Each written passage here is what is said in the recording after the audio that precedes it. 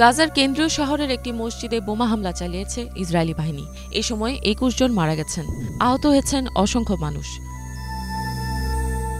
শনিবার গাজা ভূখণ্ডের একাধিক জায়গায় হামলা চালিয়েছে ইসরায়েলি বাহিনী।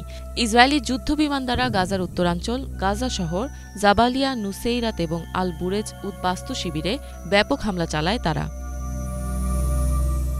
এছাড়া গাজার দক্ষিণাঞ্চল ও রাফা শহরেও আক্রমণ চালানো হয়।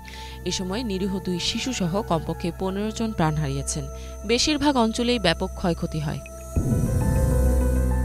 জাবালিয়ায় বেশ কয়েকটি আবাসিক ভবনে বোমা হামলায় অন্তত ১০ জন মারা গেছেন। এ সময় একাধিক মানুষ আহত হয়েছেন। ইসরায়েলি বিমান বাহিনী দাবি করে ভবনগুলোতে ফিলিস্তিনের স্বাধীনতাকামী সংগঠনের সদস্যরা লুকিয়েছিল। তবে হামলার পর সংগঠনটির সদস্যরা কোনো প্রতিক্রিয়া জানায়নি। ওদিকে প্যারিস, নিউইয়র্ক সহ পশ্চিমা দেশগুলোর বিভিন্ন শহরে গাজা ইসরায়েলের যুদ্ধের প্রতিবাদ জানিয়ে প্রায় ১০,০০০-এরও বেশি মানুষ রাস্তায় নেমে বিক্ষোভ করেছে।